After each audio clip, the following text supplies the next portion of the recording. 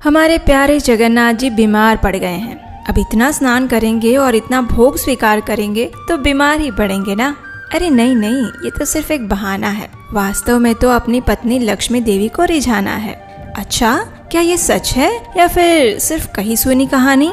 चलिए इस रहस्य को उजागर करते हैं। आखिर भक्ति की शक्ति का विजय हुआ और भक्त की पुकार पर भगवान प्रकट हुए। वो दिन था ज्येष्ठ मास की पूर्णिमा का।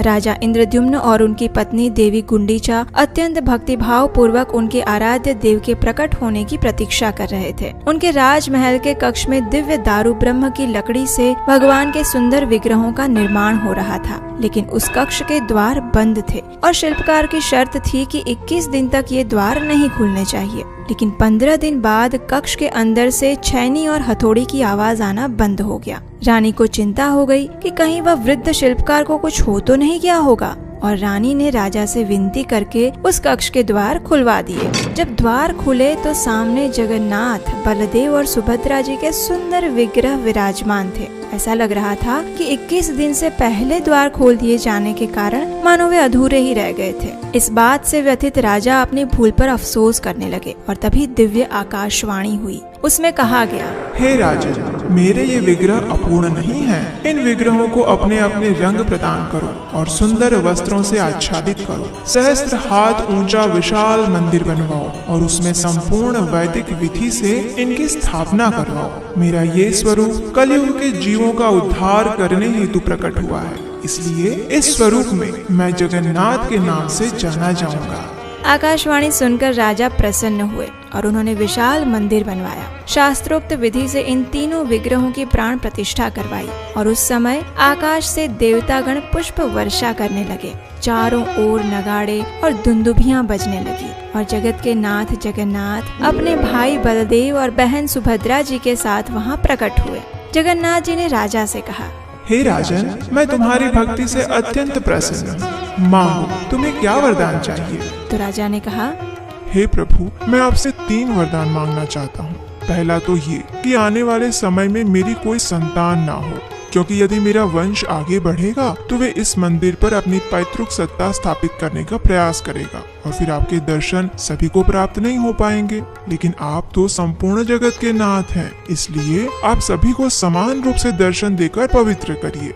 दूसरा वर ये कि आप पूरा दिन भोग स्वीकार करते रहें, आपके हाथ कभी भी सूखे ना, इतनी प्रचुर मात्रा में आपके लिए भोग बनाया जाए। और तीसरा वरदान मैं ये मांगना चाहता हूँ कि आप मात्र 3 घंटे तक ही विश्राम करें और बाकी संपूर्ण समय आप भक्तों को अपने दर्शन देते रहें। जगन्नाथ जी ने राजा की प्रार्थना स्वीकार की, लेकिन उन्होंने देखा कि देवी गुंडीचा के मन में कुछ बात है, इसलिए उन्होंने रानी से पूछा, हे माता, आपके मन में क्या संशय है, बताइए। तो रानी गुंडीचा ने कहा, हे प्रभु, हर स्त्री की इच्छा होती है कि उसकी संतान हो, लेकिन अब मैं इस सौभाग्य से वंचित रह जाऊंगी। अब मेरा कोई पुत्र नहीं होगा जो मुझे मिलने के लिए आएगा और मृत्यु के बाद मेरा श्राद्ध करेगा। बस यही खेद है मन में। ये सुनकर जगन्नाथ जी ने कहा, आप चिंता ना करें माता, आज से मैं और बलदेव आपके पुत्र बनेंगे और एक संतान के सभी कर्तव्यों का पालन करेंगे। वर्ष में एक बार हम तीनों भाई बहन आपके पास आपके घर आएंगे और प्रतिवर्ष आपका श्राद्ध भी हम ही करेंगे। बस इसी वचन को पूरा करने के लिए भगवान जगन्नाथ प्रतिवर्ष रथ यात्रा के समय गुंडीचा मंदिर में अपनी मौसी माँ से मिलने के लिए जाते हैं और कुछ दिन वहीं पर बिताते हैं। अब देखिए, जिस दिन जगन्नाथ जी राजा के समक्ष प्रकट हुए थे वह दिन था ज्येष्ठ पूर्णिमा, और जगन्नाथ जी ने राजा को ये भी आदेश दिया था कि इस दिन उनका महाअभिषेक करवाया जाए। इसलिए जगन्नाथ जी के जन्मदिन के उपलक्ष्य में प्रत्येक वर्ष स्नान यात्रा उत्सव मनाया जाता है। इस दिन सर्व तीर्थमय कुएं से 108 सुवर्ण के घड़े भरकर जल लाया गया और जगन्नाथ जी, बलदेव जी और सुभद्रा मैया का महास्नान यानी स्नान यात्रा संपन्न करवाई गई। इस दिन जगन्नाथ जी को एक विशेष गजवेश भी पहनाया जाता है। अब इतना स्नान करने के बाद जगन्नाथ जी बीमार पड़ जाते हैं, जिसे ज्वर लीला या फिर अनावसर कहा जाता है। इस समय जगन्नाथ जी अपने भक्तों को दर्शन नहीं देते और 15 दिन के लिए अलग स्थान में रहकर राज वैद्य से उनका इलाज करवाया जाता है। उन्हें विभिन्न औषधि युक्त काढ़ा दिया जाता है, फुलरी नीति संपन्न करवाई जाती है और वास्तव में तो ये समय जगन्नाथ जी अपनी पत्नी देवी लक्ष्मी के साथ व्यतीत करते हैं। एक आदर्श पति की तरह उन्हें प्रसन्न करते हैं। 15 दिन हो चुके हैं। अब तीनों भाई बहन स्वस्थ हो चुके हैं। एक दिन संध्या के समय सुभद्रा जी और जगन्नाथ जी बैठे हुए थे और आपस में बात कर रहे थे। तो सुभद्रा जी कहते हैं, भैया कितने दिन हो गए हमें बाहर कहीं गए हुए और फिर अब तो हम स्वस्थ भी हो गए हैं, तो चलिए ना थोड़ा नगर भ्रमण करके आते हैं, कैसा विचार है बताइए। तो जगन्नाथ जी कहते हैं, हाँ विचार तो अच्छा है, लेकिन पहले बड़े भैया से पूछना पड़ेगा ना। तो सुभद्रा जी कहती है, हाँ चलो चलो भैया से पूछते हैं, चलिए।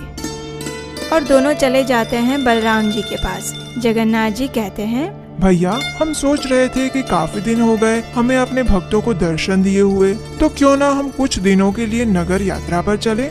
अब ये सुझाव तो बलराम जी को भी अच्छा लग गया। उन्होंने कहा, हाँ कान्हा, क्यों नहीं, बिल्कुल जाना चाहिए। चलो तैयारी करो, कल ही हम नगर यात्रा पर चलते हैं। इस प्रकार सब तैयार हो गए। बस अब लक्ष्मी देवी की आज्ञा लेना बाकी था और जगन्नाथ जी पहुंच गए लक्ष्मी देवी के पास। जगन्नाथ जी ने बड़े प्रेम से लक्ष्मी देवी से कहा, देवी आप तो जानती ही हैं कि इन 15 दिनों में हम अपने भक्तों को दर्शन नहीं दे पाए थे, इसलिए यदि आपकी आज्ञा हो तो अब मैं अपने भ्राता बलराम जी और बहन सुभद्रा जी के साथ नगर भ्रमण के लिए जाना चाहता हूँ। 2 दिन में मैं वापस आ जाऊँगा, ज्यादा समय नहीं लगाऊंगा। हाँ बिल्कुल। अब अपने पति को लक्ष्मी देवी मना कैसे कर सकती थी, तो उन्होंने भी अपनी आज्ञा देते हुए कहा, अवश्य स्वामी आप जाइए, लेकिन याद रहे 2 दिन में वापस आ जाइएगा। तो जगन्नाथ जी ने कहा, हाँ बिल्कुल, बस मैं यूँ गया और यूँ आया।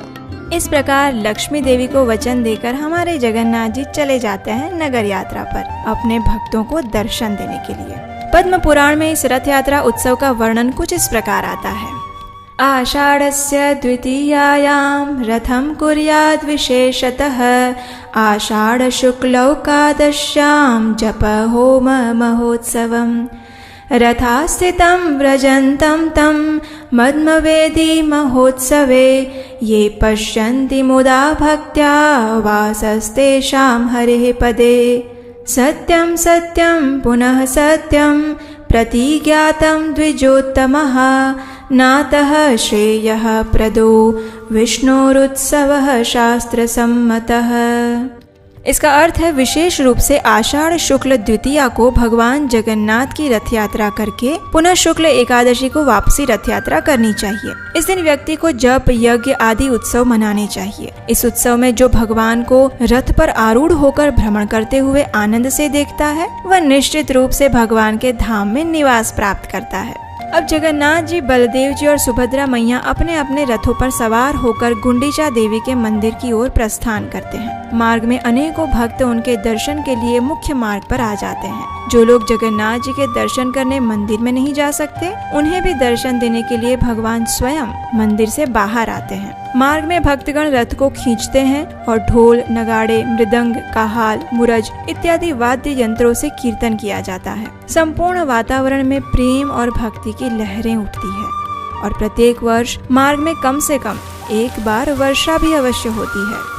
अब जगन्नाथ जी संध्या होते होते पहुंच जाते हैं अपनी मौसीमा गुंडीचा के पास और तीनों भाई बहन आराम से वहां आनंद उठाते हैं, स्वादिष्ट भोग स्वीकार करते हैं, उद्यान में विहार करते हैं और इसी आनंद प्रमोद में जगन्नाथ जी लक्ष्मी देवी को भूल जाते हैं। जी हाँ, 2 दिन का वचन देकर आए थे जगन्नाथ जी, लेकिन 5 दिन हो गए, फिर भी उनका ना तो कोई संदेश आया और ना ही वे आए। और फिर लक्ष्मी देवी को आता है क्रोध, और इस क्रोध में आकर वे क्या करती हैं?